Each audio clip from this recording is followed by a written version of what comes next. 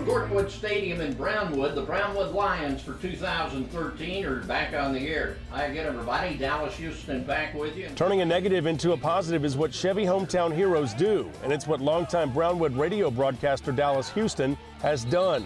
Beginning a broadcasting career in a small market is normal. For Dallas, it was his hometown of Brownwood at the local AM radio station, which later became KOXE. But a car accident in 1961 almost derailed his plans. In a rain, I hit a car from behind that didn't have any tail lights, and it threw my head up, into and through the windshield. As it did, it took my voice box, Adam's apple, whatever you want to call it, and I took out the steering wheel with it. I mean, I literally could not talk. 9:45 to play in the third, 27-14, Brownwood on top. It's not the voice that I went into the accident with.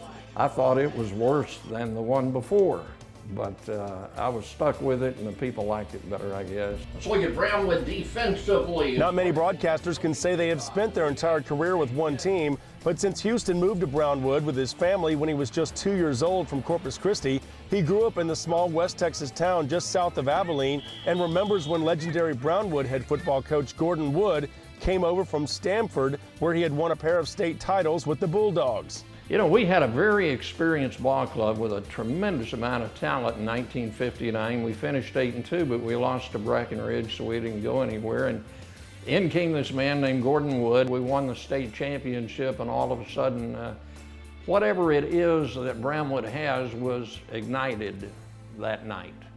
Legendary Brownwood announcer Dallas Huston began his career announcing for the Lions in 1963. You see the Dallas Huston Walk of Champions. The Lions come through this tunnel right here and onto the field here at Gordon Wood Stadium.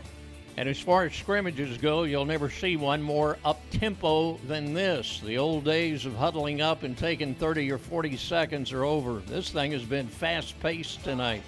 Dallas is not his original name. No, it was given to him by legendary morning radio disc jockey Jim Pruitt of the Stevens and Pruitt Show, who would later become famous in both Dallas and Houston, ironically enough. Since nobody uses their real names in radio, it kind of stuck. Dallas Huston was born, and he watched as the Lions won state titles in 1965, 67, 69, and 70.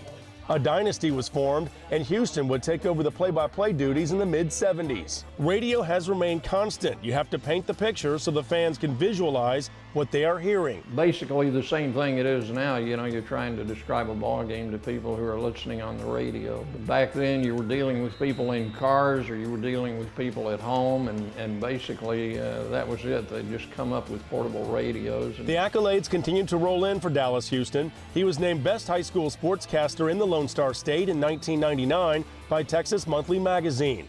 Huston was inducted into the Big Country Hall of Fame and is also a member of the Howard Payne Sports Hall of Fame, where he broadcast college athletics and has been named Sportscaster of the Year 4 times by the Lone Star Conference.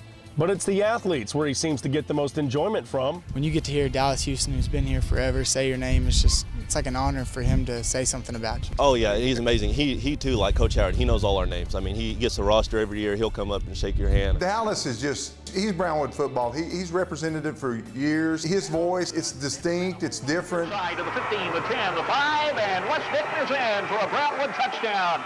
The way he calls a game, you're transformed from your living room right to the game, whatever stadium it may be across the state of Texas, because of his voice and the way he describes it. The memories that a lot of us old Lions have is, Dallas calling the game, touchdown Lions, with the Dallas Huston voice, and everybody thinks they have a Dallas Huston impression. Well, the station has been doing Brownwood Lions football here that we're in for 72 years. Dallas Huston, think about this, has been part of that for 51 years. People with younger kids in grade school, middle school, TYFL, they say, I cannot wait for my kids to grow up and have Dallas call his name on the radio. He's the calming, he's the soothing in this town. He can tell you the history of this program. He helps us not forget our past. He helps us work towards continuing excellence in the future.